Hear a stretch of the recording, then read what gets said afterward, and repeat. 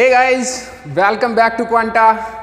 Guys, this is lecture number 2 on WKB approximation in quantum mechanics. And here we are going to discuss first of all the derivation for the wave function in classically allowed region and wave function in classically forbidden region. क्योंकि जो पिछला lecture था उसका जो and point था वो ये चीज़ था, ठीक है। तो फर्स्ट ऑफ ऑल तो हम डेरिवेशन करेंगे इसका कि ये चीज़ कैसे आई है, प्लस आज जो मेन स्टफ है जहाँ से क्वेश्चन आते हैं, मतलब बाउंड स्टेट एनर्जी का कैलकुलेशन कैसे होगा उस पर बात होगी। और ख़ास बात ये है कि ये लेक्चर अगर किसी ने WKB पढ़ा हुआ है पहले तो उसको भी देखना चाहिए। रीज़न ये है कि अब बहुत दिनों से ना हम क्या हो रहा था हमारे साथ कि integration integration integration integration integration, nothing else. This is quantum mechanics. आपने अभी तक ये सीखा है कि क्वांटम मैकेनिक्स मीन्स इंटीग्रेशन। आज हम क्वेश्चंस जब सोल्व करेंगे तो इंटीग्रेशन नहीं करेंगे। वैसे इन प्रिंसिपल इंटीग्रेशन करना पड़ता है, लेकिन आज एक ऐसी ट्रिक है कि इंटीग्रेशन करेंगे नहीं। विदाउट इंटीग्रेशन सारे क्वेश्चन चुटकी में है और लास्ट में देखना किल की लग जानी है। आज मतलब खतरनाक लेक्चर है और सिट्टी बज जानी है एकदम, ठीक है। तो रिस्पॉन्ड करना, सिट्टी बजी कि नहीं बजी। लेक्चर के एंड में सिट्टी बजेंगी, ये मेरे अकॉर्डिंग है, बट आप रिस्पॉन्ड करना कि जब अटैक होगा ना प्रॉब्लम पे, आप देखना कि कैसे खतरनाक वे में होगा। कोई इंटीग्रेशन सोल्व नहीं करेंगे, ठीक है। चलो मूव करते हैं और फर्स्ट ऑफ ऑल इसका डेरिवेशन करते हैं। डेरिवेशन के लिए मैं वापस से इसको रफ करके और मूव करता हूँ। डेरिवेशन तक शांति से सुन लो, उसके बाद अग्रेशन खतरनाक आएगा क्वेश्चंस पे, ठीक है। चलो, कुछ लोगों को किल की नहीं पता तो मतलब है लाउड वॉइस, चिल्ली मार दोगे आज। तो टॉपिक है wave function in classically allowed region and forbidden region. मैंने इसको रफ नहीं किया क्योंकि इसका डेरिवेशन करना था, ठीक है। चलो, तो सबसे पहले मैं बोर्ड को दो वे में मतलब पार्टीशन कर रहा हूँ। फर्स्ट यहाँ पे मैं कर रहा हूँ क्लासिकली अलाउड रीजन के लिए, क्लासिकली अलाउड रीजन के लिए, अलाउड रीजन के लिए वेव फंक्शन फाइंड आउट करूँगा, ठीक है। और इधर क्लासिकली फॉरबिडन रीजन के लिए, फॉरबिडन रीजन के लिए। अच्छा, वेव फंक्शन फाइंड आउट किसके लिए करना है? जब पोटेंशियल स्लोली वेराइंग हो, जब पोटेंशियल स्लोली वेराइंग हो, V ऑफ एक्स हो, ठीक है, स्लोली वेराइंग पोटेंशियल हो, तब हमें देखना है कि जो अभी आपने लिखा हुआ था बोर्ड पे पहले वो वेव फंक्शन आएंगे। बट मूवमेंट है ना थोड़ा डिफरेंट वे में करेंगे। कैसे? कि जब पोटेंशियल कांस्टेंट हो, स्लोली वेराइंग का केस बाद में लेंगे, पहले कांस्टेंट पोटेंशियल के लिए दोनों केसेस में वेव फंक्शन कैसा होता है उसको देखेंगे। और ये हमारा डेरिवेशन नहीं है, बट ये हमारे अंडरस्टैंडिंग को कॉन्क्रीट करेगा। तो फर्स्ट क्या है केस? फर्स्ट केस दोनों जगह डालो। फर्स्ट केस है जब व्हेन पोटेंशियल इज कांस्टेंट, और ये हमारा केस नहीं है, हमारा स्लोली वेराइंग हुआ है ना। When potential V of x equal to constant, कुछ कांस्टेंट पोटेंशियल हो, तो यहां पर भी when V of x is constant and bracket में लिख दे रहा this is not our case, it's not our case, not our case. और थोड़ा लैंग्वेज भी लिख लो। Obviously we have to find wave function for slowly varying potentials. लिख लो थोड़ा सा। Obviously we have to find wave functions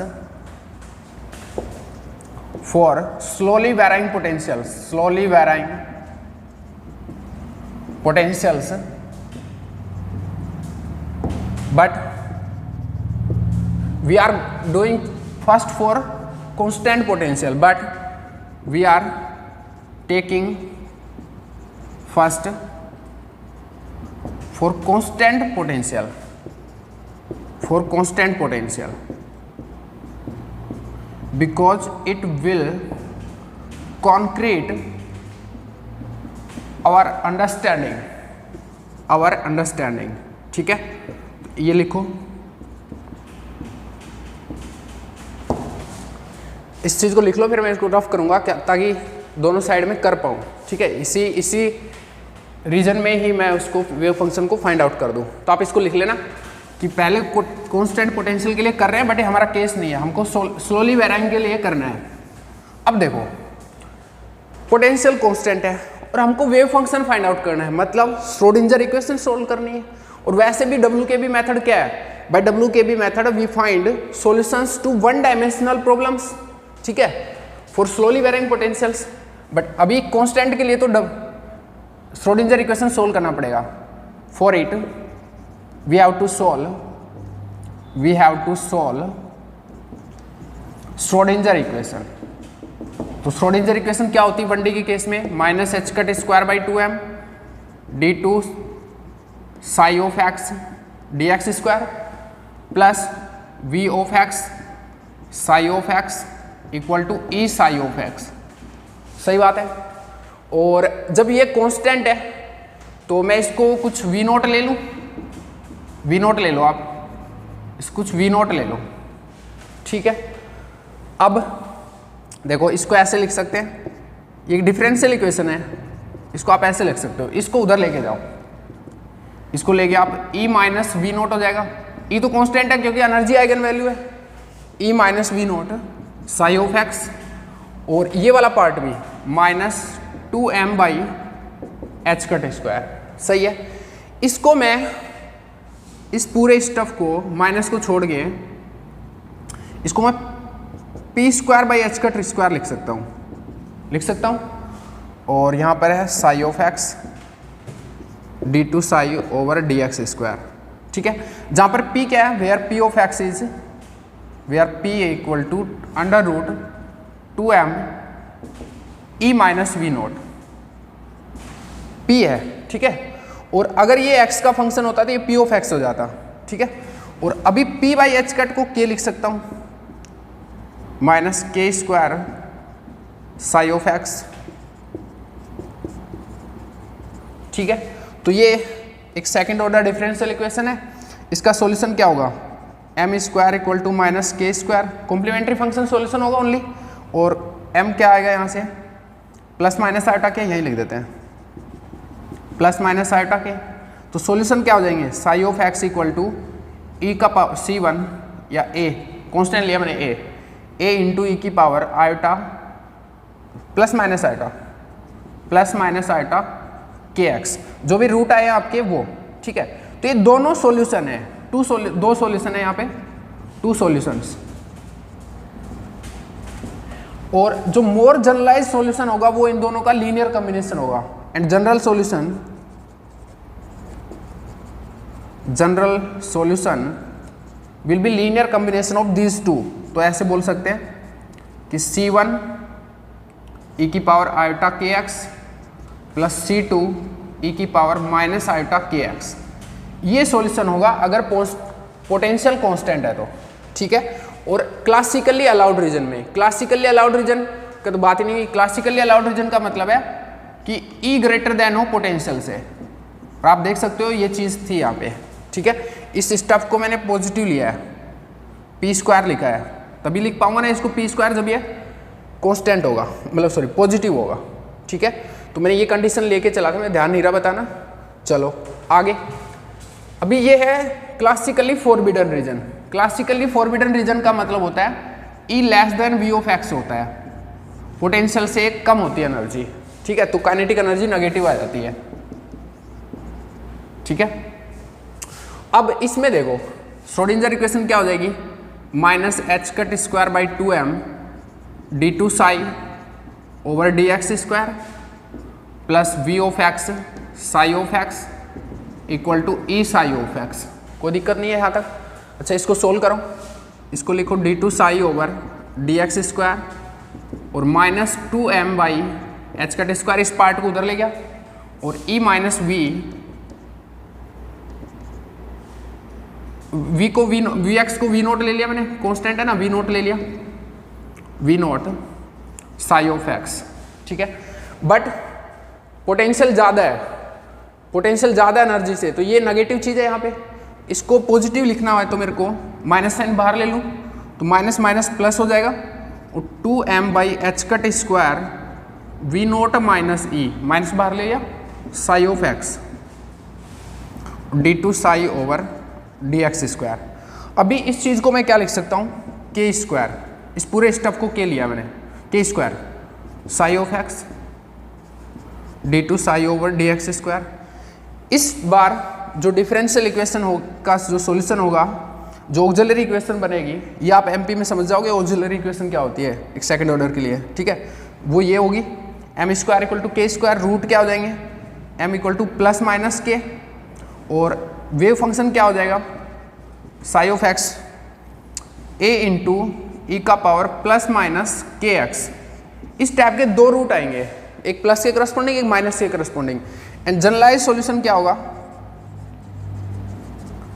generalised solution will be psi of x = c1 e⁻ plus kx plus c2 e⁻ kx।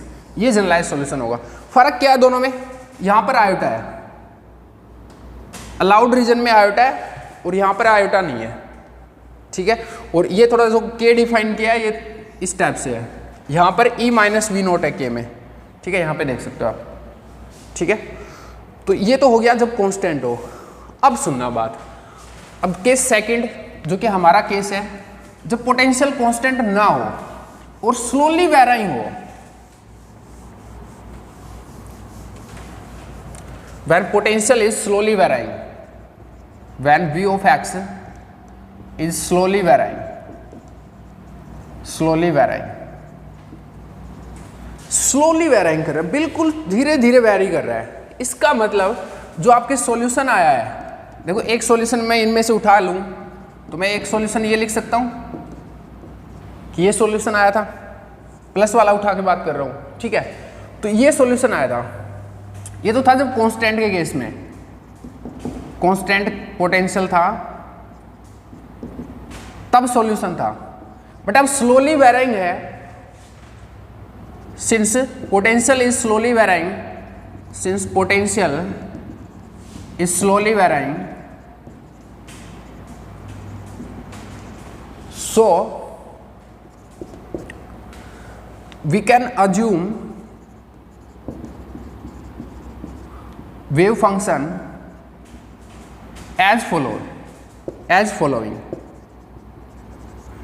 कैसे, psi of x equal to, ये a यहां पर constant था तो इसको थोड़ा सा slowly varying function of x मान लेते हैं, और साथ में e⁻i, यहां पर भी ये k है ना, ये भी एक slowly varying function of x होगा, k will be slowly varying function of x होगा, और k × x पूरे को मैंने एक φx मान लिया।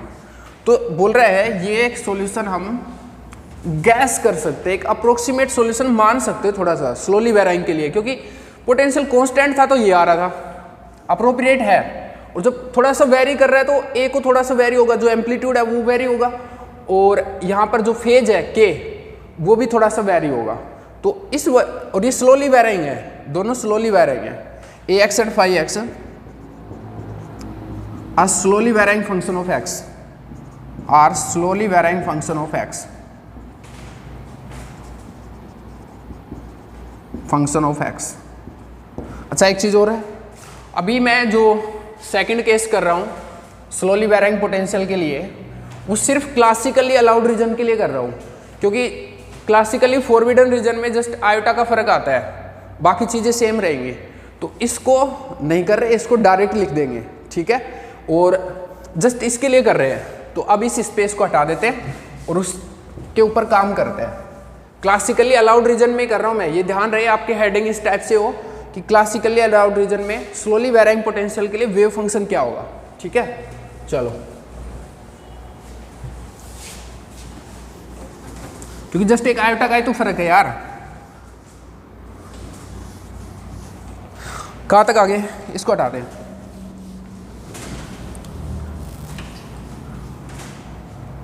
तो अब अगर ये सॉल्यूशन है तो श्रोडिंजर इक्वेशन क्या है, उसको ये सेटिस्फाई करेगा। श्रोडिंगर इक्वेशन क्या है, minus h cut square by 2m d2 psi over d x square and plus v of x, इस बार वी ऑफ एक्स ही रहेगा क्योंकि कांस्टेंट पोटेंशियल नहीं है, equal to e psi of x. इसको मैं थोड़ा मॉडिफाई करके लिखूं तो ऐसे लिख सकता हूं, इसको उधर ले जाएं, minus 2m by h cut square, इसको भी उधर ले गए थे, E minus v of x, ठीक है, और साई ऑफ एक्स। इसको थोड़ा सा और लिख लेते हैं, d2 psi over d x square equal to minus p square by h cut square psi of x, where p is what, p of x is what, under root 2m e minus v of x. उधर देखो आप, इस ऊपर वाली चीज को p square लिखा है ना, तो p क्या हो जाएगा, अंडर रूट ऑफ दिस, सही है। अच्छा, ये इक्वेशन 1 है, ये श्रोडिंगर इक्वेशन ही है आपकी, ठीक है, थोड़ा मॉडिफाई करके लिखा है। Since this one is solution, आप इसको इक्वेशन 1 दो, since one is solution to Schrodinger equation, then it will satisfy it. So it will satisfy it. It will satisfy it. Satisfy करेगा, करेगा तो करवा दो भाई, करवा दो। तो देखो, इनको हटा देते हैं, करवाओ इसको सेटिस्फाई। सेटिस्फाई करने के लिए सबसे पहले इसका फर्स्ट ऑर्डर डेरिवेटिव फिर सेकंड ऑर्डर डेरिवेटिव निकालना पड़ेगा। तो पहले साई ऑफ एक्स लो, यह है a x e to the power iota phi x, इसका फर्स्ट ऑर्डर डेरिवेटिव लो, d psi by d x क्या हो जाएगा। पहले तो ए का कर लेता हूँ, ए प्राइम हो जाएगा और ई की power iota phi as it is रहेगा, प्लस ए को छोड़ लेते हैं, ई की पावर आयोटा फाई का करते हैं, ई की पावर आयोटा फाई का ई का power iota phi into something का ई की पावर समथिंग का ई की पावर समथिंग इंटू समथिंग का हो जाएगा आयोटा फाई प्राइम एक्स, ठीक है, ये चीज। अच्छा, डबल ऑर्डर डेरिवेटिव करना है, डबल ऑर्डर डेरिवेटिव क्या हो जाएगा, थोड़ा और इधर लिखते हैं,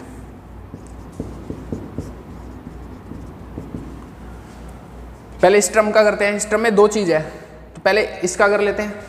ए प्राइम का क्या हो जाएगा, ए डबल प्राइम एक्स के फंक्शन है ए और फाई दोनों, ये ध्यान रखना है, ए डबल प्राइम और ये चीज एज इट इज ई की power iota phi as it is, plus a prime as it is और इसका हो जाएगा ई की पावर आयोटा फाई, ई की power iota phi and iota phi prime, ठीक है, ई की पावर समथिंग और समथिंग का वापस से, प्लस यहाँ पर ये तीन चीज़ है, ए ई की power iota phi and phi prime. तो सबसे पहले तो ए का ए प्राइम और ये बाकी चीज़ें ऐसे कैसे रह जाएगा, आयोटा आई फाई प्राइम प्लस ए का कर लिया मैंने, इसका करता हूँ ए एज इट इज और इसका हो जाएगा ई की पावर आयोटा फाई और आयोटा फाई प्राइम और ये पहले से ही था तो इसका स्क्वायर हो जाएगा, ठीक है, प्लस ये दोनों as it is a into e की पावर आयोटा फाई और इस लास्ट वाली लाइन का आयोटा फाई डबल प्राइम, ठीक है। ये हो गया डबल ऑर्डर डेरिवेटिव, काफ़ी लंबा चौड़ा है, कोई बात नहीं। इसको अब रख दें 2 में, 2 में रखो तो 2 में क्या हो जाएगा रखने पे, यार पूरी चीज़ चलो लिखना पड़ेगा ये तो मैं थोड़ा क्रियाविधि करके लिखता हूँ, एज इट इज़ लिखने से क्या फ़ायदा है, एक स्टेप बचाते हैं। देखो इसमें ना एक तो इमेजिनरी पार्ट है, देखो एक तो ये है आयोटा वाली टर्म और एक ये आयोटा वाली टर्म है, इसको दोनों को एक साथ लिखते हैं और रियल जो पार्ट है ये भी एक आयोटा टर्म है, तो 3 तो आयोटा वाली टर्म है और यहाँ से तो आयोटा खत्म हो जाएगा क्योंकि आयोटा स्क्वायर -1 हो जाएगा और ये एक रियल टर्म बचेगी, तो ये और ये रियल टर्म है, लिखो इसको, ये लेफ्ट साइड लिख रहे हैं तो ये हो जाएगा ए डबल प्राइम और ई की power iota phi minus iota square minus हो गया -1 ए 5 प्राइम स्क्वायर ई की power iota 5 real part plus iota a prime 5 prime e की power iota 5 plus a prime 5 prime e की power iota 5। ये दोनों तो same ही है, देखो आप ढंग से, ए प्राइम 5 प्राइम ई की पावर आयोटा 5 और ये भी यही है, तो ट्वाइस हो जाएगा यहाँ पे। ठीक है, एक मिनट रुको, ये दोनों सेम है तो ट्वाइस ए प्राइम 5 प्राइम ई की पावर आयोटा 5 और प्लस में प्लस 8 5 डबल प्राइम ए 5 डबल प्राइम ई की पावर आयोटा 5।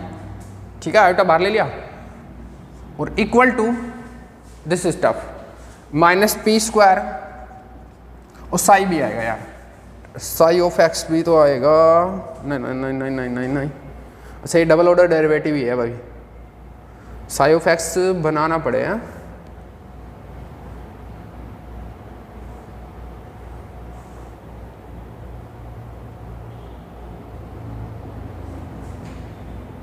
कोई साई ऑफ एक्स को लिख देते हैं equal to minus p square by h cut square, psi of x बोले तो ई की पावर ए इंटू ई की power iota 5, psi of x यही था ना, ए इंटू ई की पावर आयोटा 5, तो उसको लिख दिया मैंने वहाँ पे। ठीक है, अब क्या करें, इधर जो रियल पार्ट है वो उधर रियल पार्ट के बराबर होगा, जो इमेजिनरी पार्ट है वो उधर इमेजिनरी पार्ट के बराबर होगा।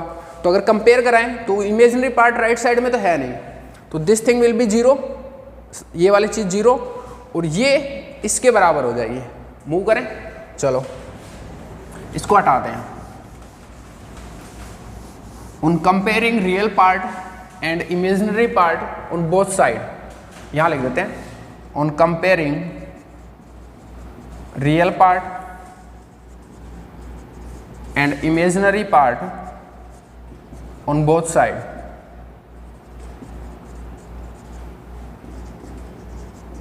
करो, ए रियल पार्ट ये है उसके बराबर हो जाएगा, तो मतलब ए डबल प्राइम ई की power iota 5 minus a 5 prime का स्क्वायर ई की पावर आयोटा 5 इक्वल टू हो जाएगा minus p square h cut square a into e की पावर आयोटा 5। ठीक है, एक तो ये हो गया और दूसरा ये हो जाएगा, ये चीज इक्वल टू 0 हो जाएगी। तो मैं इसको थोड़ा सिंप्लीफाई कर लेता हूँ पहले। ई की पावर आयोटा 5 यहाँ पर है और राइट साइड में है, दोनों साइड से काट दूँ कॉमन लेके इधर, तो क्या बचा यहाँ पे a double prime minus a 5 prime square और equal to minus p square h cut square into a. इसको मैं इक्वेशन 3 देता हूँ। ठीक है, और ये चीज़ हो जाएगी 0, इसका मतलब 2 ए प्राइम 5 प्राइम ई का पावर आयोटा 5 प्लस ए 5 डबल प्राइम ई की पावर आयोटा 5 इक्वल टू 0। इसको आप ऐसे भी लिख सकते हो कि यहाँ से ई की पावर आयोटा 5 कॉमन ले लो और 0 में भेज दो, तो 2 a prime 5 prime plus a double 5 double prime equal to 0। और इसको एक ऐसे भी लिख सकते हो, आप देखना नोटिस करना, ए 5 प्राइम का prime equal to 0, a square 5 prime equal to 0। देख कैसे, इसको मैंने ये लिखा है, ये इक्वेशन 4 है, 4 को मैंने ऐसे लिखा है। अब चेक कर लो रिवर्स, अगर यही आता है ना तो आपका सही हो जाएगा। देखो इसका खोल के देखो, इसका ए स्क्वायर 5 प्राइम का प्राइम है, तो फर्स्ट ए स्क्वायर का डेरिवेटिव क्या हो जाएगा 2 a prime 5 prime as it is plus a square as it is 5 prime का क्या हो जाएगा 5 डबल प्राइम इक्वल टू 0। और यहाँ से अगर मैं ए कॉमन ले लूँ तो 2 a prime 5 prime plus a phi double prime equal to 0। ये चीज़ और ये चीज़ देखो, ये यही तो है, क्योंकि ये तो 0 में चला जाएगा। तो मैं ऐसे लिख सकता हूँ इसको, हाँ बिल्कुल लिख सकते हो। मैं इसको इक्वेशन 5 दे रहा हूँ। अब मेरी जो इंपॉर्टेंट इक्वेशन है वो ये है और ये है, ठीक है। मैं पहले इसको उठाता हूँ, पहले इसको उठाता हूँ 5 को, फ्रॉम 5, फिर 3 पे फोकस करूँगा, ठीक है। फ्रॉम 5 देखो, ए स्क्वायर 5 प्राइम का प्राइम इक्वल टू 0 है। इसका मतलब ये चीज़ सम कांस्टेंट होगा, तभी तो इसका डेरिवेटिव करोगे तो 0 आएगा, दोनों साइड, राइट साइड 0 जाएगा और इसका मतलब डेरिवेटिव करने पे 0 जाएगा। इसका मतलब ये चीज़ कांस्टेंट है। कांस्टेंट को मैं कुछ सी स्क्वायर ले लूँ, तो a square 5 prime equal to c square, मैंने कांस्टेंट को ले लिया सी स्क्वायर, ठीक है। और नेक्स्ट देखो,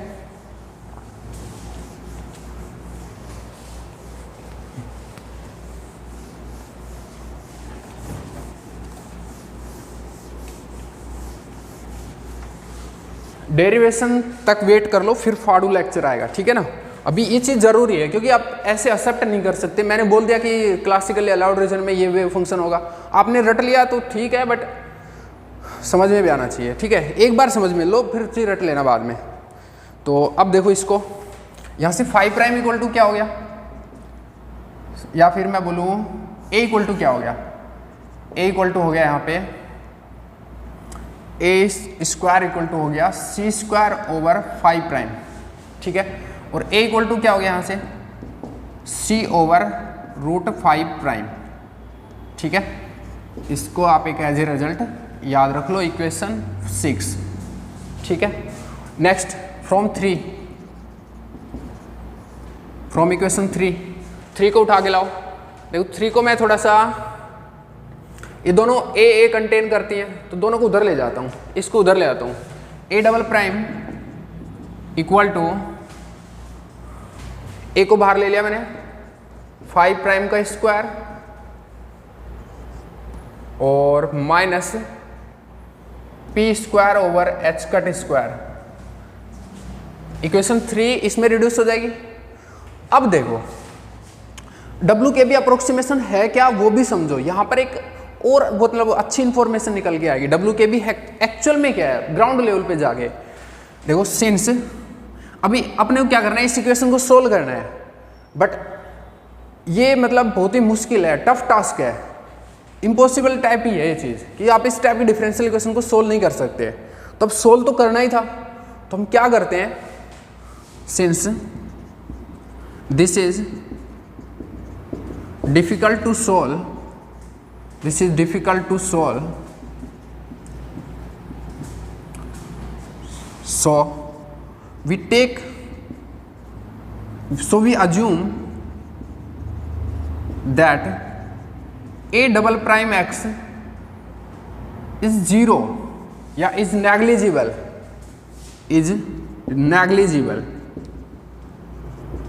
और 0। और ये अजम्पशन है ना, ये जो अजम्पशन लिखा है ये कितना अप्रोप्रिएट है। देखो ए एक्स है ना, स्लोली वेरिंग पोटेंशियल के केस में बिल्कुल स्लोली वेरी कर रहा था, तो ये तो डबल ऑर्डर डेरिवेटिव है इसका, तो आप इसको नेग्लिजिबल मान सकते हो, नहीं मान सकते हो। ए एक्स खुद ही स्लोली वेरिंग था, तो ए डबल प्राइम एक्स बिल्कुल 0 के टेंड्स टू 0 ही होगा, नेग्लिजिबल होगा नहीं होगा। And this assumption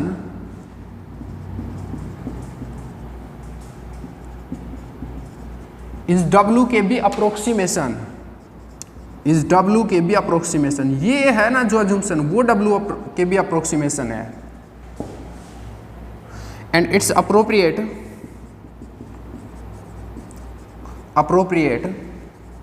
for slowly varying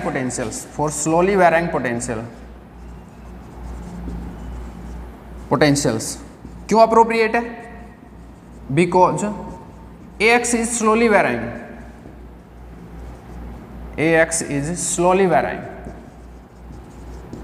इस टाइप के पोटेंशियल के लिए जो AX है वो स्लोली वेराइंग है, तो ये अप्रोप्रिएट अजम्पशंस है। अजम्पशन है, और इस अजम्पशन को ही यानी कि इस चीज़ को जीरो लेंगे, ए डबल प्राइम को जीरो लेंगे, यही डब्ल्यू को भी अप्रोक्सीमेशन है, यही डब्ल्यू के भी अप्रोक्सीमेशन है। अब जीरो लेते हैं इसको लेफ्ट हैंड साइड को और फिर इसको सोल्व करते हैं। अगर आप जीरो लोगे तो क्या हो जाएगा,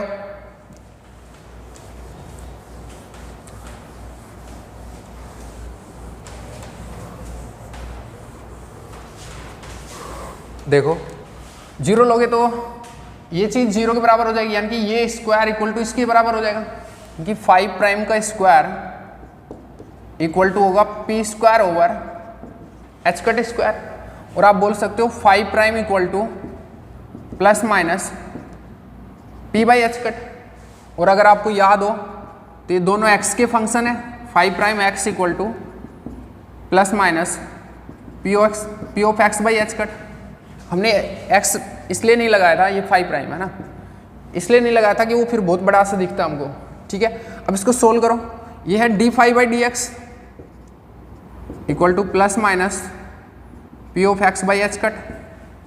तो अगर फाई चाहिए हमको तो d phi equal to plus minus 1 by h cut p of x d x उधर ले गए, वेरिएबल सेपरेशन लगा दिया, इंटीग्रेशन करें दोनों साइड, कांस्टेंट है बाहर आ जाएगा, तो phi of x equal to हो जाएगा plus minus 1 by h cut integration p of x d x.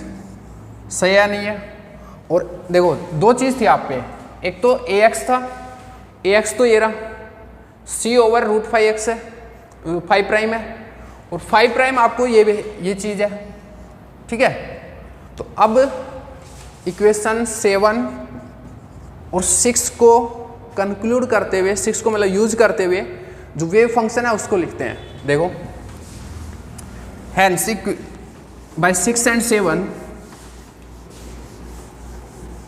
और आप ऐसे करो 7 इसको दो और 8 इसको दो, by 6 7 8, by 6 7 and 8 psi of x equal to क्या था, ए एक्स इंटू ई की पावर आयोटा 5x था, ठीक है। तो अभी क्या हो जाएगा, psi of x equal to a x क्या हो जाएगा, c over root 5 prime, 5 prime क्या है plus minus p by h cut. अगर मैं प्लस वैल्यू लेता हूं एक बार तो p of x by h cut है ना, वो एच कट इस कांस्टेंट में चला जाएगा, तो मैं इसको C1 बोल देता हूं। अगर मैं minus p by h cut लेता तो वो आयोटा आता ना, minus root iota, root minus 1 iota था, वो भी इस कांस्टेंट में चला जाता। तो आप इसको तो ऐसे लिख सकते हो कि C1 over root p of x, कोई दिक्कत नहीं है ना। समझो वापस से कि C over P x by h cut है, अगर प्लस लेते हो माइनस लोगे तो जो भी ये चीज़ है रूट एच, जो एच कट वगैरह वो सब कांस्टेंट में चले जाएंगे, तो इस वजह से C1 over root p x ही लिख लो चीज़ को, ठीक है। वो एक नया कांस्टेंट इंट्रोड्यूस करा दिया, ए हो गया आपका इंटू ई की पावर आयोटा 5 ऑफ एक्स क्या है plus minus 1 by h cut, तो plus minus 1 by h cut p of x d x, सही है। और जनरलाइज सॉल्यूशन, ये दो सॉल्यूशन होंगे, and generalise solution, this is the solution of Schrodinger equation in case of slowly varying potentials, and generalise solution can be written as a linear combination of these two, and general solution will be a linear combination of these two wave functions, क्योंकि जो differential equation है ना, to wave functions वो homogeneous थी, इसलिए linear combination इसका solution होगा। तो क्या हो जाएगा, psi of x equal to C1 root p x e का power plus iota by h cut p of x d x and plus C2 over root p x e को power minus iota by h cut p of x d x, ठीक है। तो ये हो गया classically allowed reason में, ध्यान दें क्लासिकली अलाउड रीजन में, ठीक है। और फॉरबिडन रीजन में ये आयोटा नहीं आएगा, बाकी चीज़ें सेम होगी, ठीक है। तो दोनों हो गए आपके, ये क्लासिकली अलाउड रीजन है, आप लिख के चलना ये चीज़। और उसके बाद ये भी लिखना and similarly for classically forbidden region, और उसमें फिर ये आयोटा हटा देना, wave function is over. Next topic पे मूव करते हैं, ठीक है। ये चीज़ लिख लेना जो मैंने लास्ट में बोला है। और कुछ खास नहीं था इसमें, डेरिवेशन में कुछ ऐसी दिक्कतें वाली बात है नहीं। अच्छा, अगर किसी को डेरिवेशन ना समझ आया तो डेविड जे ग्रिफिथ में ये डेरिवेशन आप देख सकते हो वहां जाके, ठीक है। चलो नेक्स्ट मूव करते हैं। और अब असली असला शुरू होता है। पहले तो शांति से कंसेप्ट पढ़ेंगे और फिर जब अटैक की पोजीशन में आएंगे तो डेंजरस वाला करेंगे, खतरनाक, ठीक है। तो सबसे पहले तो अब आता है कि नेक्स्ट टॉपिक है quantization condition to find to obtain bound state energies,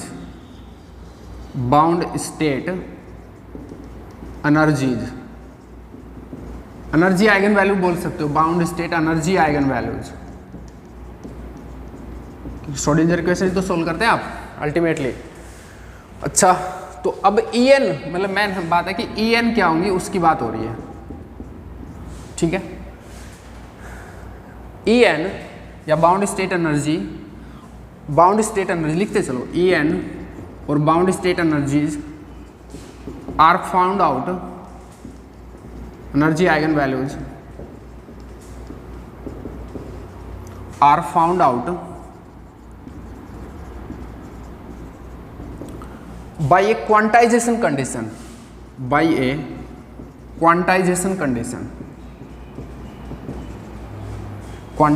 condition.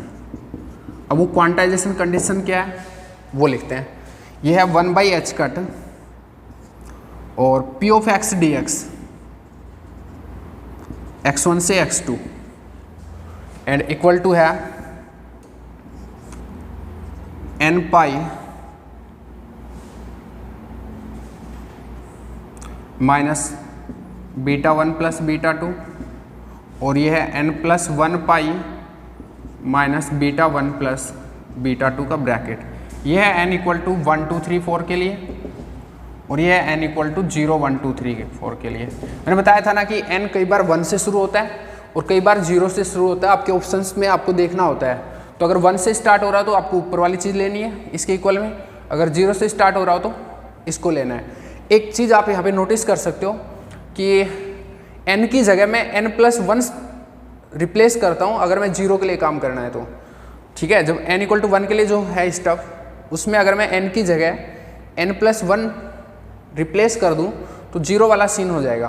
तो आप एक को भी याद रख सकते हो और 0 अगर है वहाँ पर तो आप n की जगह n+1 रख देना, ठीक है। तो आप ऊपर वाली कंडीशन को भी याद रख सकते हो। यहाँ पे जो वेरियस चीज़ें इंक्लूड हुई हैं कि P ऑफ x क्या है, ये x1 x2 क्या है, β1 β2 क्या है, उन पे अभी बात होगी। इसको थोड़ा एक और फॉर्मेट में लिखते हैं। P ऑफ x को आप क्या लिख सकते हो, x1 x2 under root 2m e minus v of x dx। ये इसलिए इस फॉर्मेट में इसलिए लिखा है मैंने क्योंकि जो आपको क्वेश्चन में गिवन होगा वो पोटेंशियल गिवन होगा, ब्रैकेट है यहाँ पे, पोटेंशियल गिवन होगा, ठीक है ना। पोटेंशियल यहाँ रख दोगे और ये x1 x2 में अभी बताता हूँ क्या चीज़ है, उसके बाद इसे इंटीग्रेशन सोल्व करना है बस। राइट साइड तो वो ये एच है माइनस β1 प्लस β2 और ये है n+1 पाई माइनस β1 प्लस β2। ये है जब n equal to 1 2 3 and so on हो, ये है जब 0 से स्टार्ट हो रहा हूँ। ये है आपकी क्वांटाइजेशन कंडीशन। सारे क्वेश्चन इससे हो जाएंगे, सिर्फ एक चीज़ है जिससे क्वेश्चन होते हैं, ठीक है। अब सबसे पहले तो जानो कि β1 एंड β2 क्या है, या फिर पहले इस पे जानो v ऑफ x तो जो है पोटेंशियल है, जो वेरियस थिंग्स है यहाँ पर मैं उनको लिखता हूँ। v ऑफ x पोटेंशियल, जिस भी पोटेंशियल में पार्टिकल मूव कर रहा है वो पोटेंशियल, ठीक है। गिवन इन प्रॉब्लम होगा। x1 x2 क्या है, here x1 and x2 are turning points,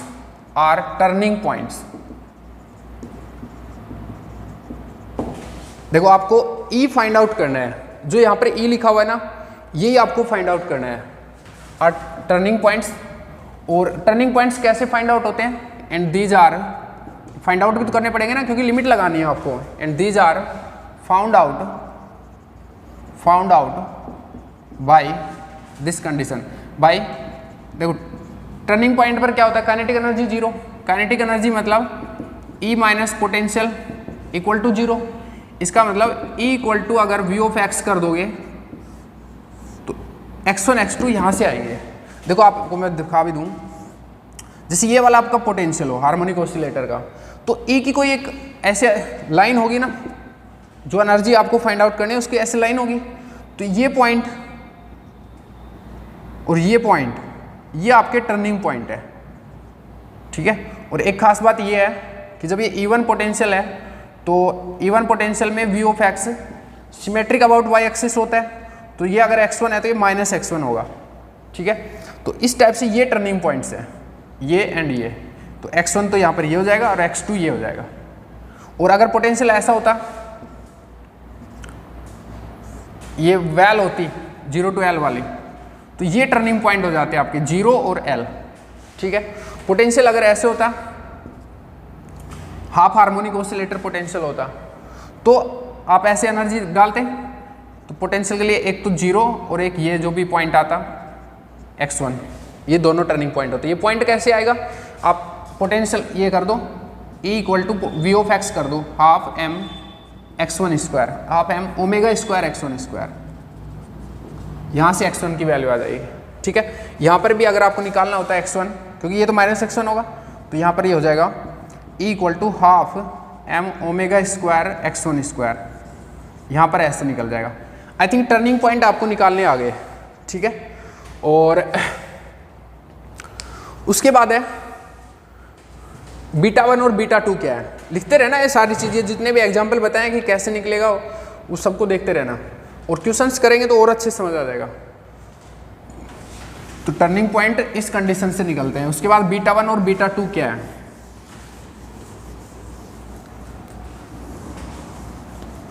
β1 and β2 इसको हटाते हैं, इसको भी हटाते हैं, सिर्फ इस कंडीशन को रखते हैं।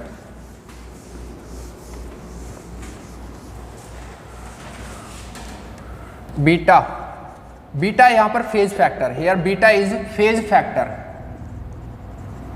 एक बार समझ लो, सारी चीज बिल्कुल क्रिस्टल क्लियर समझ में आएगा, क्वेश्चन धड़ाधड़ कर देंगे।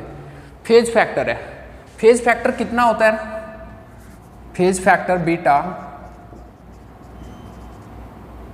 कितना होता है, देखो ये दो चीज होता है, या तो 0 या फिर π/4। 0 कब होता है, when there is rigid wall, there is rigid wall. Rigid wall का मतलब है जब पोटेंशियल इनफाइनाइट हो, और ये होगा when there is smooth wall. Smooth wall का मतलब है पोटेंशियल फाइनाइट हो। तो बीटा पोटेंशियल अगर फाइनाइट है तो बीटा की वैल्यू π/4 होगी। अगर रिजिड वॉल है, पोटेंशियल इन्फिनिटी है, तो बीटा की वैल्यू 0 होगी। जैसे आपको मैं दिखाता हूँ, β1 β2 भी क्या है वो देखो। जैसे ये आपका मान लो पोटेंशियल है, ठीक है, तो β2 तो है राइट साइड वाला, β1 है लेफ्ट वाला। इधर जो भी होगा वो ये E की लाइन है, तो आप देखो यहाँ पर पोटेंशियल फाइनाइट है ना राइट साइड में, इन्फिनिटी वगैरह थोड़ी है ट्रांजिशन पॉइंट पे, नहीं है। तो यहाँ पर β2 वो होगा π/4, और इधर β1 वो भी π/4 होगा, क्योंकि स्मूथ पोटेंशियल है, half m omega square x square है, इन्फिनिटी नहीं है यहाँ पर दोनों साइड में, ठीक है। तो ये β1 β2 है, कोई समस्या नहीं है। एक और एग्जांपल देते हैं, लाइक आपका ये वाला पोटेंशियल हो, हाँ ये वाला पोटेंशियल हो, चलो इन्फिनिटी 0 to L, ठीक है। यहाँ पर दोनों साइड में रिजिड वॉल्स है, तो β1 और β2 ये V ऑफ एक्स है आपका, इधर β2 इधर β1, दोनों 0 0 होंगे। कोई दिक्कत फेज फैक्टर में, क्योंकि ये तो दिखता है ना पोटेंशियल साफ साफ। और लो एक एग्जांपल, ये तीसरा एग्जांपल है, ये एग्जांपल 2 है, बीटा को समझा रहा हूँ मैं, ये एग्जांपल 1 है। अगर आपका हाफ हार्मोनिक ऑसिलेटर पोटेंशियल हो, क्या, half harmonic oscillator. Half harmonic oscillator मतलब ऐसे, ठीक है। तो ये पोटेंशियल यहाँ पर इन्फिनिटी होगा और यहाँ पर पोटेंशियल कितना है, half M omega square x square. इधर की साइड में बीटा 2 है, वो होगा आपका π/4 क्योंकि फाइनाइट पोटेंशियल है, और यहाँ पर होगा बीटा 1 जो कि आपका 0 होगा क्योंकि यहाँ पर इन्फिनिटी पोटेंशियल हो गया। ये रिजिड बॉल है यहाँ पर, ठीक है। अगर पोटेंशियल इस टाइप का हो, example 4, v of x equal to mod of x, sorry mod of x, इस टाइप का पोटेंशियल हो, मोड ऑफ x का ग्राफ कैसे होगा, u, तो दोनों साइड में स्मूथ पोटेंशियल है, ये v ऑफ x है, ये इवन पोटेंशियल है, मोड x मतलब इवन पोटेंशियल, y एक्सिस क्या है, अब रेस्पेक्ट में सिमेट्रिक होगा, देख भी लो। तो इधर भी बीटा 2 π/4 होगा और इधर भी बीटा 2 π/4 होगा, दिख रहा है साथ साथ। और अगर पोटेंशियल ऐसे हो कि v of x equal to x for x greater than 0 and infinity for x less than equal to 0, मतलब x ग्रेटर देन 0 पे तो y इक्वल टू x, इस टाइप का पोटेंशियल है, और लेस देन 0 पे इन्फिनिटी है, यानी कि सिर्फ इतना ही हो ये, ठीक है। मैं इसको हटा, यार इस यहाँ बना देता हूँ, दिख जाएगा वो, सिर्फ इतना ही हो। तो यहाँ पर इन्फिनिटी है इस बार, तो बीटा 1 इक्वल टू 0 है और बीटा 2 इक्वल टू कितना है, π/4। आई होप आपको समझ में आ गया होगा फेज फैक्टर कैसे निकालते हैं। रिजिड वॉल देखना है और या स्मूथ वॉल देखना है। रिजिड वॉल के लिए 0 होगा, स्मूथ वॉल के लिए π/4 होगा। क्लियर है ना, एकदम फंटास्टिक। और चले अब सब लिख लेना, ये जितने भी एग्जाम्पल बताया मैंने सब लिख लेना। अब और कुछ रहा नहीं है इसमें, बस अब इसको अप्लाई कैसे करना वो देखना है, ठीक है। और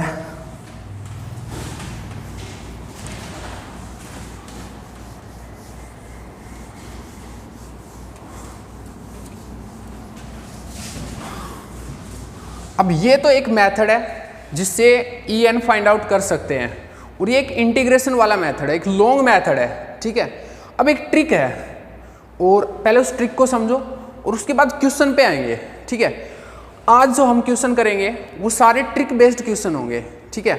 और जो कल के जो लेक्चर होगा उसमें हम जेटली की प्रॉब्लम्स करेंगे, और वो इसको लगा के करेंगे प्लस ट्रिक को लगा के करेंगे। फिर नेक्स्ट लेक्चर में जो नेट के प्रीवियस ईयर हैं उनको देखेंगे, और वो सब ट्रिक से हो रहे होंगे, आप नोटिस करोगे ये चीज़, ठीक है। तो नेक्स्ट है ट्रिक। अभी इससे मैं क्वेश्चन करना नहीं बता रहा, ठीक है। रीज़न ये है कि जब इसकी ज़रूरत ही नहीं है अपने को, तो अपने क्यों भड़क ले, पहले ट्रिक से क्वेश्चन करना सीख लेते हैं, क्योंकि इसमें बहुत फंस जाता है बंदा आगे जाके। और इस पे कल ही क्वेश्चन करेंगे, पहले ट्रिक देखो। ट्रिक देखो क्या है,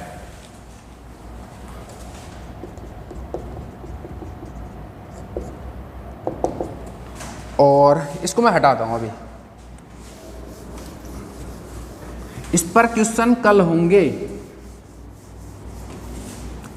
पहले एक चीज और लिख लो इस फॉर्मूले के साथ में कि फॉर्मूला कब लगाना है और ट्रिक कब लगानी है, ठीक है।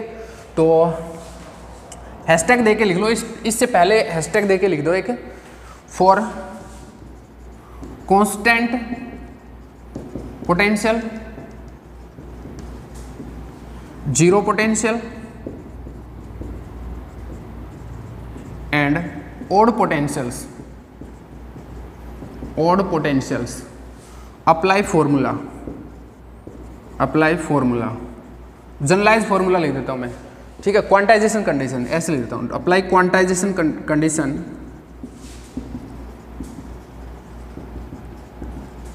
To find EN।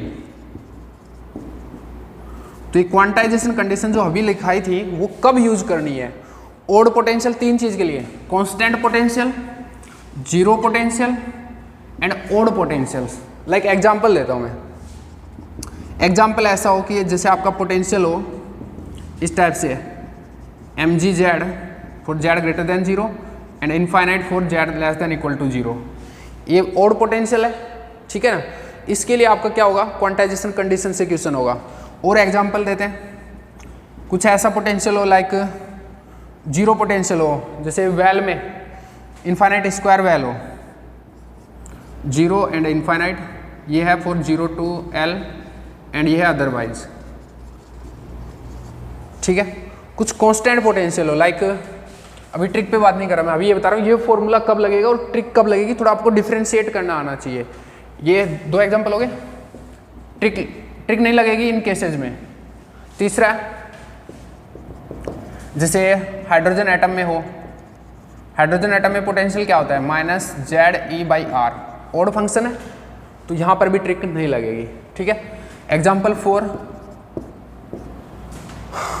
कुछ ऐसे पोटेंशियल हो V of R = KR, 3D potentials हैं, पर 3D को 1D में ट्रीट करना होता है, और वो मैं बाद में सिखाऊंगा कि कैसे 1D में ट्रीट करना होगा। ठीक है, तो यहाँ पर भी ट्रिक नहीं लगेगी क्योंकि ऑड पोटेंशियल है, ट्रिक नहीं लगेगी। ठीक है, तो अभी आपको समझ में आ गया। और कुछ एक एग्जांपल और देता हूँ, इस टाइप का पोटेंशियल हो, 0 to L वेल है, और यहाँ पर ये L/2 तक V0 पोटेंशियल है। एक बात ध्यान दो, यहाँ पर पोटेंशियल ऐसा है, दिख रहा है आपको, ये अगर आपने पर्टर्बेशन पढ़ा है तो आपको लग रहा होगा कि ये पर्टर्बेशन इंक्लूड करा रखा है यहाँ पे।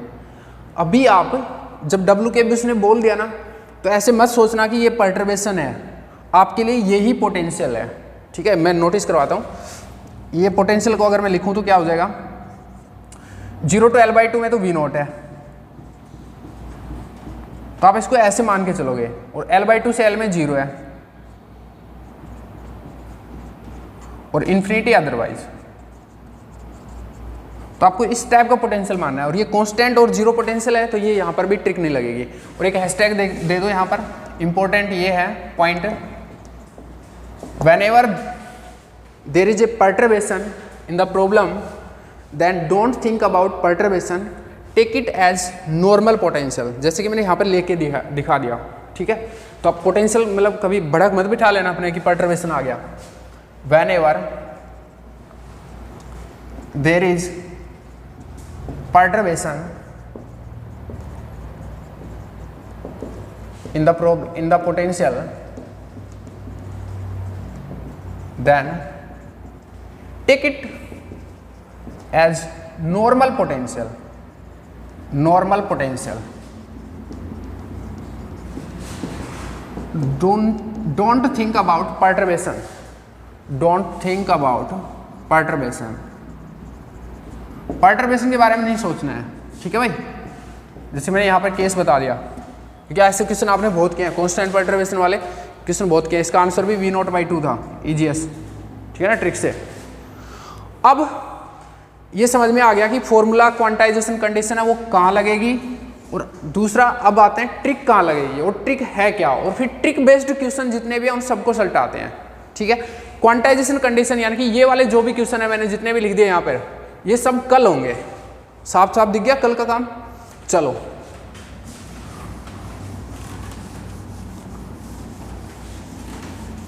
अब आ रहे हैं अटैकिंग पोजीशन में।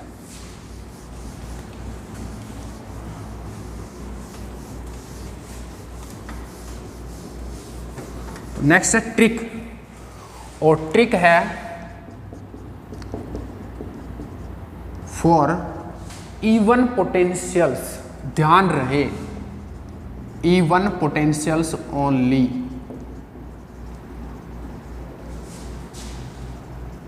नहीं तो आप मात खा जाओगे। ठीक है, और ज़्यादातर क्वेश्चन इस ट्रिक पे आते हैं। पहले ट्रिक देखो क्या, इफ पोटेंशियल ऐसे हो, if V of x equal to ऐसे हो, अल्फा मोड x की पावर m, ऐसे लिखता हूँ मैं। देखो मोड x आ गया, यानी कि प्लस x हो माइनस x हो, दोनों में वो पॉजिटिव हो जाना है, यानी कि इवन पोटेंशियल है ये। ठीक है ना, तो की पावर m है यहाँ पे। ठीक है, ये कि इवन पोटेंशियल है, और अल्फा यहाँ पर एक फैक्टर है, साथ में कुछ कांस्टेंट फैक्टर। जैसे मैं एग्जांपल दे दूं, एग्जांपल यहाँ पर भी एग्जांपल देते हैं ताकि आपको ट्रिक पता लग जाए कहाँ लगेगी। ठीक है, तो एग्जांपल 1, जैसे V of x equal to alpha mod x। Example 2, V of x equal to half m omega square x square, harmonic oscillator potential. ठीक है, यहाँ पे ट्रिक लग जाएगी। Example 3, V of x equal to half m omega square x square, for x greater than 0 and for x less than equal to 0 infinity. Half harmonic oscillator right वाला, ठीक है, ये वाला पोटेंशियल। और एग्जांपल 3 4, इस type वाला भी harmonic oscillator, left वाला हार्मोनिक ऑसिलेटर, मतलब ये चीज़ एक्स लेस देन 0 में हो जाए और इन्फिनिटी राइट में हो जाए, ठीक है, समझ गया ना भाई, मैं लिखने की जरूरत नहीं है। एग्जाम्पल 5, और मैं साथ साथ ये भी शो कर रहा हूँ कि ये सब क्वेश्चन चुटकियों में होंगे, ठीक है, 4 क्वेश्चन हो गए, 5वां क्वेश्चन है v of x equal to, इस टाइप से आपको दे रखा हो कुछ के एक्स स्क्वायर, हालांकि ये इसी का ही वर्जन है बट समटाइम्स ऐसा हो सकता है, और ऐसा दे रखा हो v of x equal to k x 4। अब इसको तुम अगर इंटीग्रेशन से करने चल गए ना तो तुम्हारे सांस फूल जाएगी, तो इस टाइप का। और फिर हम जब इंटीग्रेशन से बच सकते हैं तो बचेंगे ना, इन सब में किसी में इंटीग्रेशन नहीं करना पड़ेगा। Example 7 b of x equal to alpha x 6, alpha ले लो के ले लो व्हाटएवर। ये सब क्वेश्चंस ट्रिक से होंगे क्योंकि सब इवन पोटेंशियल है, x square x 4 x 6, mode x even को डिनोट करता है, अभी आपको ग्राफ बताया था, मोड एक्स का ग्राफ ये होता है, इवन पोटेंशियल है, और ये सब इवन है, ये भी इवन है। ओह, ये इवन नहीं बोल सकते आप, बट यहाँ पर ट्रिक लग जाएगी, ठीक है, यहाँ पर ट्रिक लग जाएगी, थोड़ा मॉडिफाई करना पड़ेगा ट्रिक को, इनमें डायरेक्ट लग जाएगी, ठीक है, वो मैं सिखाता हूँ अभी। चलो अब ट्रिक पे आते हैं, और ट्रिक को कैसे अप्लाई करते हैं वो सब देखते हैं। इसको हटा लो, और अब ट्रिक क्या है इस पोटेंशियल के लिए, एक जनरलाइज पावर पोटेंशियल बोलते हैं इसको, ठीक है, पावर पोटेंशियल के लिए ट्रिक। तो इसके लिए ट्रिक होती है कि जो EN होगा वो होगा एल्फा, ध्यान से लिखें यहाँ पर गलती ना करें, alpha n minus half h cut root pi over 2m alpha, जहाँ पर m mass of the particle है, ठीक है, और एल्फा आपको दिख रहा है, n आपको पता ही है, होता ही है n, ये nth स्टेट। और नेक्स्ट है gamma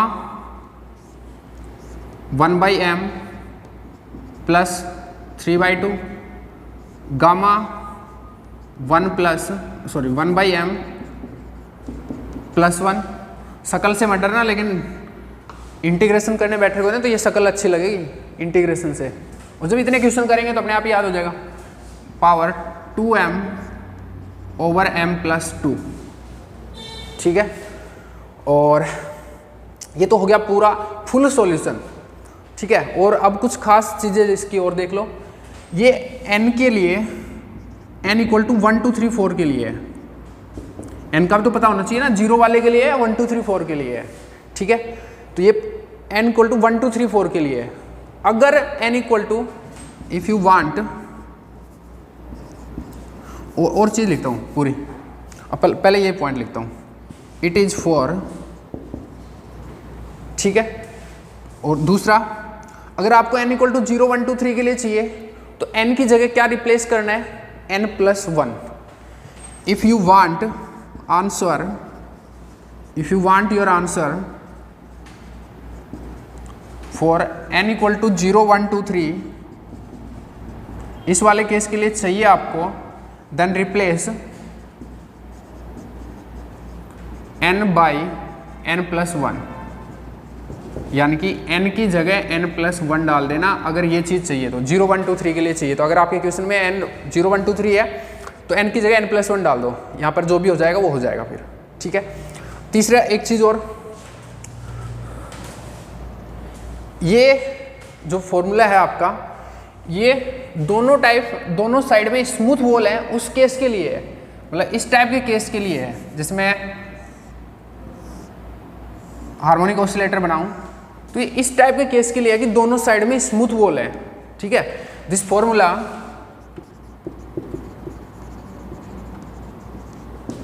is for smooth walls, third point है ना, smooth walls on both side, ठीक है।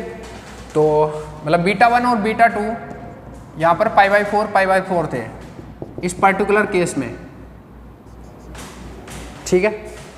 अब देखो एक इंपॉर्टेंट पॉइंट ये है कि जैसे आपको है ना मैंने बताया था कि हाफ हार्मोनिक ऑसिलेटर को भी इससे कर सकते हो, राइट वाले या लेफ्ट वाले दोनों को। तो अगर आपको जैसे इवन पोटेंशियल हो और मान लो जैसे ऐसे हो, इस टाइप का क्वेश्चन हैंडल करना हो भाई, इसके लिए तो ये तो है हाफ एम ओमेगा स्क्वायर वाला, एक एग्जांपल दिया है जस्ट, है ना। और ये भी यही है, इसका आंसर तो इस ट्रिक से सीधा हो जाएगा। वैल्यूज पुट करनी है, कुछ ही नहीं है, वो तो जस्ट कैलकुलेशन है छोटी सी, इंटीग्रेशन से तो बहुत बढ़िया रहेंगे, सही है। अब इनको भी तुम कर सकते हो, कैसे देखो क्या करना पड़ेगा। To delete c, notice the walls, notice the walls, walls को नोटिस करो। एक तरफ तो स्मूथ है और एक तरफ रिजिड लग गई। अब तो if there is a one smooth wall then you have to subtract here -1/4, sorry you have to add, क्योंकि माइनस तो पहले कर लिया, ठीक है। इफ देयर इज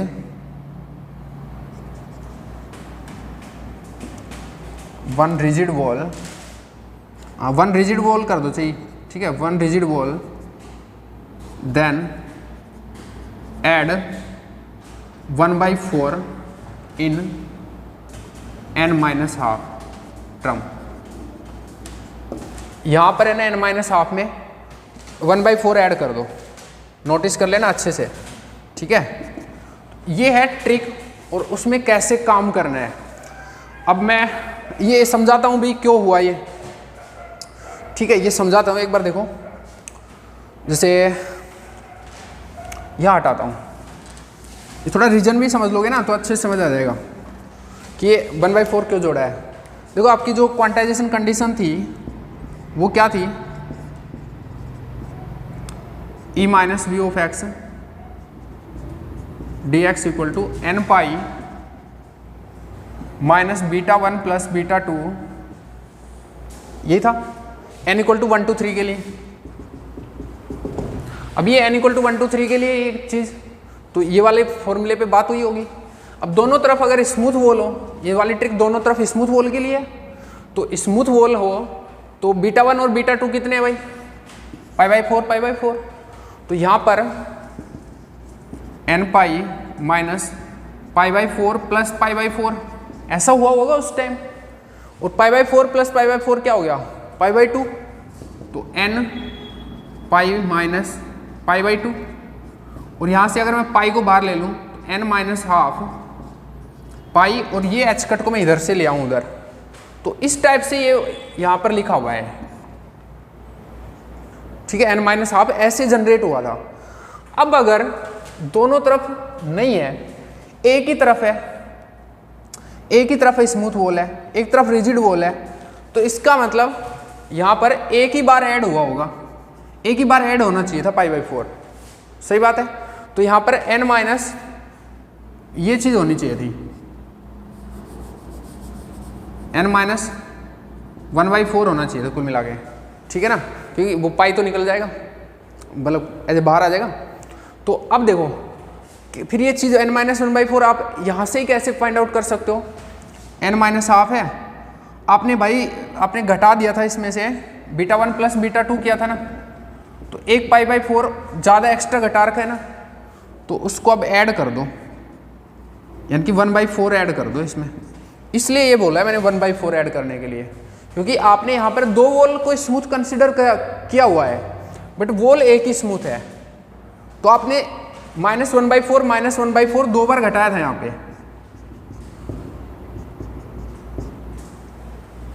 तो एक बार अब जोड़ना पड़ेगा, ये दोनों बार घटाया मतलब -1/4 किया था आपने, ठीक है। ऐसे अगर दोनों वॉल रिजिड थी तब की बात कर रहा हूँ मैं, अभी एक ही है तो आपको उसको वापस जोड़ना पड़ेगा। आया बात समझ में, 1/4 ऐड क्यों करते हैं, थोड़ा सा आ गया होगा। वैसे आपको ध्यान रख लो, सीधी सीधी बात है। अब क्वेश्चन करते हैं, चलो अब सबसे पहले चाहिए हार्मोनिक ऑसिलेटर को ही ले लो। मैंने जैसे जैसे एग्जाम्पल लिखे थे वैसे वैसे मैं क्वेश्चन करता हूँ, ठीक है। ट्रिक को मैं ऐसे कैसे पढ़े रहने देता हूँ, यहाँ पे इतने में हो जाएगा, छोटे छोटे कैलकुलेशन है। तो क्वेश्चन यहाँ पर लेते हैं first, let v of x equal to, सबसे पहले अल्फा एक्स स्क्वायर लेते हैं, इजी सा, ठीक है। फिर उसके बाद में हाफ हार्मोनिक ऑसिलेटर का ले लेंगे, सॉरी और हार्मोनिक ऑसिलेटर का ले लेंगे, ठीक है। अल्फा एक्स स्क्वायर लेते हैं, और इसमें अगर जस्ट ऐसे ही दिया है तो इसका मतलब दोनों साइड वॉल्स है, स्मूथ है, तो ये ट्रिक में दोनों साइड स्मूथ वॉल होती है। और जो हम फॉर्मूला निकालने वाले हैं वो n इक्वल टू 1 2 3 4 के लिए आएगा, क्योंकि ये ट्रिक n इक्वल टू 1 2 3 4 के लिए होती है, ठीक है। अगर हमारे आंसर में n इक्वल टू 0 है तो मैं 0 n की जगह n+1 डाल दूंगा, करूँ। चलो आंसर क्या हो जाएगा सीधे, ई एन इक्वल टू, भाई अल्फा तो alpha n minus half h cut root pi 2m, alpha तो अल्फा ही है, और m की वैल्यू 2 है, सॉरी m की वैल्यू 2 है, ठीक है। m इक्वल टू 2 पुट कर दो जहाँ पर भी है, तो गामा 1/2 प्लस 3/2 और गामा 1/2 प्लस 1, और उसका पावर कितना हो जाएगा 2 इंटू 2 2 प्लस 2, m की जगह 2 रख दिया, ठीक है। अब क्या हो गया, ये ई एन इक्वल टू हो गया alpha n minus half h cut root pi over 2m alpha,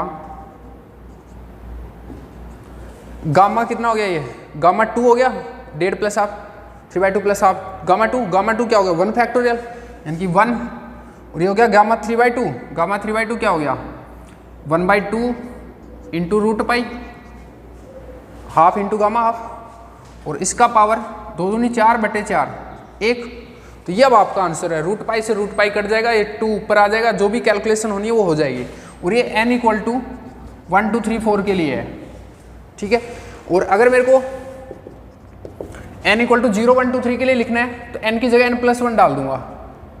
देखो n+1 डालो, n+1 डालोगे तो n माइनस हाफ में n की जगह n+1 करोगे तो n+1 माइनस हाफ हुआ, और ये क्या हो जाएगा 1 में से हाफ गया तो n प्लस हाफ, तो बस n माइनस हाफ की जगह n प्लस हाफ आ जाएगा, n plus half h cut root pi over 2m alpha, और ये हो गया 2 ओवर रूट पाई लिख देता हूँ मैं इसको, हालांकि ये कट जाएंगे वो सब आपकी भड़क है।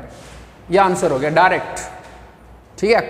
तीसरी लाइन में आंसर है और एग्जैक्ट वाला है, ठीक है। चलो ये n इक्वल टू 0 1 2 3 के लिए है। तीसरी लाइन क्या, दूसरी लाइन में हो गया था आंसर, तो सही है ना, कुछ ही नहीं करना पड़ रहा। तो इस बात के लिए मैं बोल रहा था कि तालियां बज जाएंगी, क्योंकि इंटीग्रेशन सोल्व करना ही नहीं है अब, और एग्जैक्ट आंसर फाइंड आउट कर रहे हैं। एक खास बात और देख सुन लो, अभी इस ट्रिक से है ना हम डायरेक्ट क्वेश्चन कर पाते हैं, नेट वाले वो कैसे करते हैं, इसकी डिपेंडेंसी से कर लेते हैं कि n पर डिपेंडेंसी क्या है। चारों ऑप्शन होते हैं ना वहाँ पे, उनमें डिपेंडेंसी अलग अलग होती है n के ऊपर for large values of n, तो उससे आंसर आ जाता है। तो एक ट्रिक बन जाएगी यहाँ पे, मैं बताता हूँ। देखो पहले 1 2 क्वेश्चन और कर लो, फिर ट्रिक बताता हूँ वो नेट वाली। अभी एग्जैक्ट ही फाइंड आउट कर रहे हैं तो कोई दिक्कत ही नहीं है। अच्छा, अब अगर मैं यहाँ पर हार्मोनिक ऑसिलेटर पोटेंशियल ले लूँ,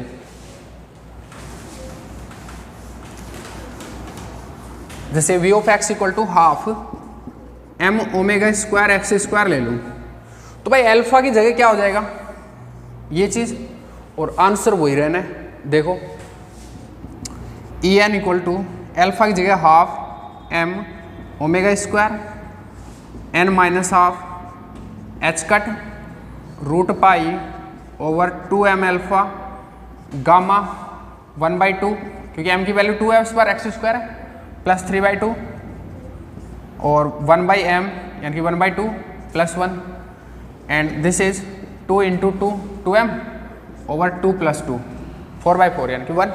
वापस से आंसर क्या हो जाएगा, E N equal to half M omega square और n minus half H cut under root pi by 2m alpha gamma two 1 factorial यानी कि 1, ये गामा 3/2 हो गया, गामा 3/2 बोले तो हाफ और गामा हाफ यानी कि रूट पाई और इसका पावर 1 क्योंकि 4/4 1 हो गया।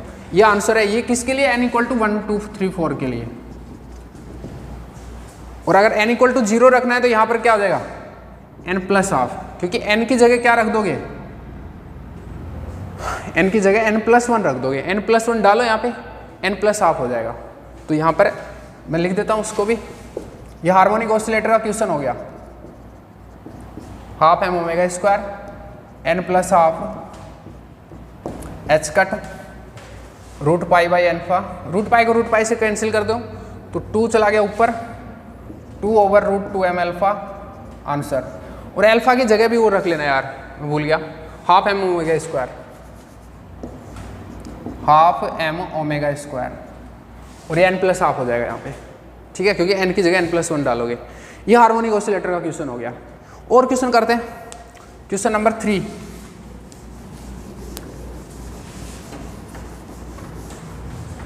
क्वेश्चन नंबर 3 है,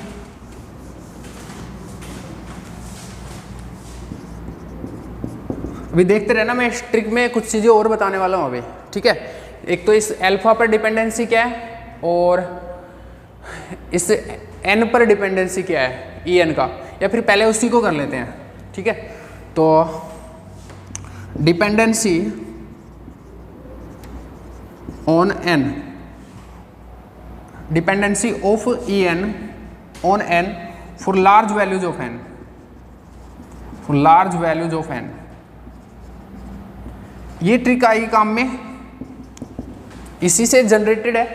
ये काम आएगी आपको नेट के क्वेश्चंस डायरेक्ट करने में, क्योंकि चारों ऑप्शंस में डिपेंडेंसी डिफरेंट होती है। तो n कहाँ पर है यहाँ पे इस पूरे एक्सप्रेशन में? यहाँ पर है। लार्ज वैल्यूज ऑफ n के लिए n माइनस हाफ को जस्ट n ही बोल सकते हो। लार्ज वैल्यूज ऑफ n के लिए n माइनस हाफ को जस्ट n बोल सकते हो। तो n और n की पावर कितना हो जाएगा? इसका पावर क्या है? यही तो है 2m ओवर m प्लस 2। ये सेम पोटेंशियल के लिए ये पूरा ही लिखना, फिर आप लिखो तो पूरा ये लिख के और फिर ये dependency of En on n for large values of n, ठीक है। नेक्स्ट है डिपेंडेंसी, यहाँ करते हैं dependency on alpha, dependency of En on alpha for large values of n की जरूरत नहीं है यहाँ पे, ठीक है, अल्फा पे। तो देखो अल्फा पे डिपेंडेंसी कैसे है, अल्फा एक तो बाहर है, ठीक है, इसका पावर तो 1 हो गया, और एक अल्फा यहाँ पर है और इसके अलावा कहीं अल्फा नहीं है, ठीक है। ये कांस्टेंट है, ये कांस्टेंट है सब चीज़। अल्फा की पावर यहाँ पर है हाफ नीचे, तो और हाफ तो यहाँ है, वो 2m divide by m plus 2 ये है। तो हाफ का जो, देखो मैं लिख देता हूँ, अल्फा 1 तो ये हो गया इंटू अल्फा की पावर हाफ इंटू ये वाली पावर भी पूरे पे है ना, ये पूरे ब्रैकेट पे है, तो ये भी आएगी यहाँ पे 2m ओवर m प्लस 2। 2 से 2 कट जाएगा, अल्फा की पावर होगी 1 minus m over m plus 2, नीचे से ऊपर ले जाऊंगा, ठीक है। तो अल्फा m प्लस 2 आप यहाँ ले लो, m प्लस 2 माइनस m से m कट गया, अल्फा की power 2 over m plus 2, proportional है ये, ठीक है, अरे प्रोपोर्शनल है ये, अल्फा है ना,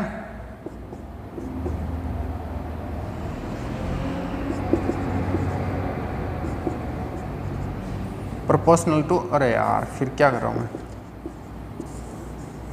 तो ये दो ट्रिक हैं, डिपेंडेंसी ऑन n ये चीज़ है और डिपेंडेंसी ऑन अल्फा ये चीज़ है। डायरेक्टली याद रख सकते हो, वहाँ से पे m गायब कर दो, अल्फा पे लिखो तो m गायब कर दो, ठीक है। मैंने बता दिया कैसे आया है, ठीक है भाई। तो ये दोनों ट्रिक्स भी याद रखो, इससे डायरेक्टली क्वेश्चन हो जाते हैं नेट वाले, जस्ट देखने के 30 सेकंड, और पूरा एक्सप्रेशन भी हम फाइंड आउट कर सकते हैं E1 के लिए तो अभी, ठीक है। चलो नेक्स्ट क्वेश्चन पे चलते हैं। अब मुझे लगता नहीं इसमें कुछ रह रहा है, और क्वेश्चन करते हैं जो जो लिखवाए थे। नेक्स्ट क्वेश्चन है आपका हार्मोनिक ऑसिलेटर का दोनों केस कर लिया मैंने, सॉरी हार्मोनिक ऑसिलेटर कर लिया। और अभी मैं एक बार ये वाला करता हूँ। अगर ऐसा पोटेंशियल हो आपका, के लिख देता हूँ चलो आपकी बार, के मोड एक्स, ठीक है, तो क्या इवन पोटेंशियल है? जी बिल्कुल है। और देख लो ना m इक्वल टू 1 है यहाँ पे, और अल्फा की जगह के है। आंसर क्या हो जाएगा? आंसर हो जाएगा E N equal to alpha यानी कि के N minus half H cut root pi over 2m। Alpha की जगह तो क्या हो गया? के, और गामा 1 तो 1 plus 3/2 over gamma, m equal to 1 है ना, तो 1 प्लस 1, और इसका ब्रैकेट कितना है? 2 इंटू 1 ओवर 1 प्लस 2। ये आपका आंसर होगा जो भी आ जाएगा। देखो और ध्यान रहे n इक्वल टू 1 2 3 4 के लिए है। अगर 0 के लिए चाहिए n इक्वल टू 0 से स्टार्ट करना है तो n की जगह n प्लस 1 डाल दो, n प्लस 2 हो जाएगा यहाँ पे, ठीक है। चलो k n minus half H cut root pi over 2m k into 3/2 plus 1 gamma 5/2। Gamma 5/2 कितना होगा? 3/2 गामा 3/2, गामा 3/2 कितना होगा? Half into gamma half, gamma half कितना होता है? Root pi. चीज़ कर लेना यार आप खुद से। गामा 5/2 3/2 इंटू गामा 3/2, गामा 3/2 कितना है? Half into gamma half, half into root pi, gamma half root pi. Gamma 2 1 factorial तो 1, और इसका पावर हो गया 2/3। अब जो भी रूट पाई मिल के पाई बन जाएगा, ये 3/4 बन जाएगा, ये सब आप कर सकते हो खुद से। This is answer, over and out, ठीक है। क्वेश्चन नंबर 3 हो गया। क्वेश्चन नंबर 4, और अगर इसमें n इक्वल टू 0 से स्टार्ट करते तो यहाँ पे n प्लस हाफ हो जाता। ध्यान रहे दोनों चीज़ें लिखनी है आपको, ठीक है। और दूसरी तीसरी लाइन में क्वेश्चन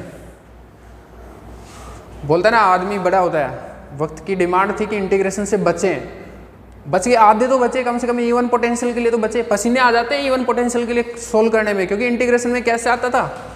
ऐसे आएगा a² माइनस x², कई बार तो ऐसे आएगा, करते रहो। अब उसको ऐसे वाले इंटीग्रेशन कौन करेगा? यहाँ पे 12वीं में भूल गए थे सारी चीज़ें, नहीं 12वीं पढ़े एक बेहतर 5 साल हो गए तुमको तो ना। तो नेक्स्ट बात करते हैं x4 वाले पे। v पोटेंशियल अगर ऐसा हो alpha x4, next question number जो भी आपका कर दो, सीधा सीधा हो गया। E N equal to alpha n minus half H cut में तो फॉर्मूला भी याद हो गया, root pi by 2m alpha. Alpha तो अल्फा ही है तो अल्फा रहने दो। m का वैल्यू 4 है तो 1/4 प्लस 3/2 और 1/4 प्लस 1, और ये हो गया इसका पावर 2 इंटू 4, और ये हो गया 4 प्लस 2, ठीक है। और अब आगे देख लो जो भी हो जाएगा ये E N equal to alpha n minus half H cut root pi by 2m alpha, और यहाँ पर क्या हो जाएगा? गामा 3/2 प्लस 1/4, ये हो गया 1.5 प्लस, जोड़ना पड़ेगा यार इसका, तो यार ये प्रॉब्लम हो जाएगी। हाँ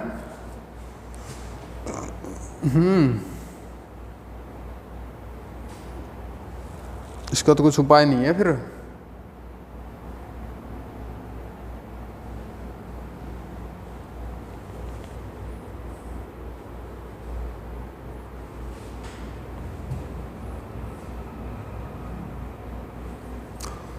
हो 1 मिनट हो, 1/4 प्लस 3/2 कितना हो जाएगा? 4 प्लस 2 6, 7/4 है, 4 3 6, हाँ 7/4। अब दिक्कत ये आ गई, गामा 7/4 हो गया, नीचे भी ऐसा कुछ बन जाएगा 5/4, और ये हो गया 8/6, 8/6 यानी कि 4/3, ठीक है, 2 से काट लिया। अब इन चीज़ों की वैल्यू पता होनी चाहिए। अब ये थोड़ा एक बार नोटिस करना कि गामा किसी भी चीज़ का कैसे निकालते हैं, मतलब इस टाइप के गामा कैसे निकलेंगे। हालांकि आंसर तो हो गया, अगर हमें ये पता लग जाए तो आंसर तो हो जाएगा। ठीक है, इसका मैं देखता हूँ, अभी तो मेरे को पता नहीं है क्योंकि यार मैंने करके नहीं देखे, मैंने खुशी खुशी में सोच लिया कि हो गया सारा काम। तो नेट में वैसे डिपेंडेंसी से क्वेश्चन हो जाएगा, तो ऐसे घबराने की बात तो है नहीं, बट इसका मैं सॉल्यूशन देख के और बताता हूँ आपको कमेंट सेक्शन में। ठीक है, चलो कुछ तो होगा, ऐसी बात तो है नहीं। गामा 7/4 देखेंगे, बाद में देखेंगे। चलो इसको हटाओ। 6 हो तो यहाँ पर 6 आ जाएगा, यहाँ पर 6 आ जाएगा, बाकी चीज़ें सेम रहनी है। यहाँ पर 2 × 6 6 + 2, इसका आंसर ये हो जाएगा जो भी है। अब ये वापस से हमें सोल्व करना आना चाहिए कि इस टाइप के गामा फंक्शन किस टाइप से सोल्व होंगे। ठीक है, अदरवाइज हमें फिर इंटीग्रेशन पे जाना पड़ेगा। ठीक है, अगर ये हमें मतलब नहीं मिला तो जो भी है रिस्पॉन्ड हो जाएगा नेक्स्ट लेक्चर में। ठीक है, और अभी हाफ हार्मोनिक ऑसिलेटर को और करते हैं एक बार, दोनों टाइप के हाफ हार्मोनिक ऑसिलेटर, फिर सारे क्वेश्चन हो जाएंगे इवन वाले। हाफ हार्मोनिक ऑसिलेटर, जैसे मान लो ये पोटेंशियल दिया हो आपको, हाफ m⍵² x² x > 0 के लिए एंड इन्फिनिटी फॉर x < 0 के लिए। ठीक है, तो ये किस टाइप का पोटेंशियल है? इस टाइप का पोटेंशियल है ये v of x। Harmonic oscillator potential है x पॉजिटिव x के लिए, और पीछे की साइड में इन्फिनिटी है, मतलब 0 से नीचे नीचे इधर इन्फिनिटी है। ठीक है, तो एक तो ये रिजिड वॉल है और एक स्मूथ वॉल है, और ये वाली ट्रिक लगती है दोनों स्मूथ वॉल के लिए। तो मतलब कुल मिला के आपको इसको कंसिडर करना पड़ेगा, और इसके लिए क्या करना होता है, यहाँ पर 1/4 जोड़ देना है, जोड़ दो 1/4 और आंसर देखो क्या हो जाएगा, En = अल्फा। अल्फा तो ये चीज़ है यहाँ पर, उसको भी लिख लो, half m⍵² alpha n - ½ + 1/4 h cut plus 1/4 किया मैंने, एक रिजिड बोल आ गई इसलिए 1/4 कर दो प्लस में, h cut √π/m 2m alpha, और gamma m is what 2, x² है ना, तो 2 1/2 + 3/2, गामा 1/2 + 1, इसका पावर कितना हो जाएगा 2 × 2 2 + 2 4/4। ठीक है, 1 हो गया, तो आंसर आ गया जो भी है। n = 1 2 3 4 के लिए है ये। अगर n = 0 1 2 3 के लिए चाहिए तो n की जगह क्या डाल दो, n + 1 ओवर एंड आउट। ये कैलकुलेशन है, ये क्या हो गया, गामा 2 हो गया ऊपर, गामा 2 क्या हो जाएगा 1 फैक्टोरियल 1 हो जाएगा, और ये हो गया गामा 3/2 यानी कि ½ × √π, तो बाकी तो हो जाएगा, √π से √π कट जाएगा, जो भी अल्फा की जगह वापस से ½ m⍵² आएगा। ठीक है, तो ये सब आप कर सकते हो, कोई दिक्कत नहीं है। ये क्वेश्चन भी हो गया।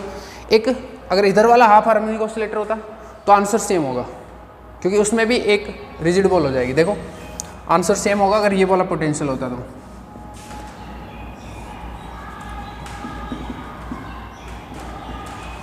इसमें भी एक रिजिड बॉल है यहाँ पर और एक स्मूथ बॉल है, तो एक रिजिड बॉल कंसिडर करना है तो यहाँ पर प्लस 1/4 करना पड़ेगा, जो कि यहाँ पर किया है। तो सेम आंसर है, इसका भी यही आंसर होगा।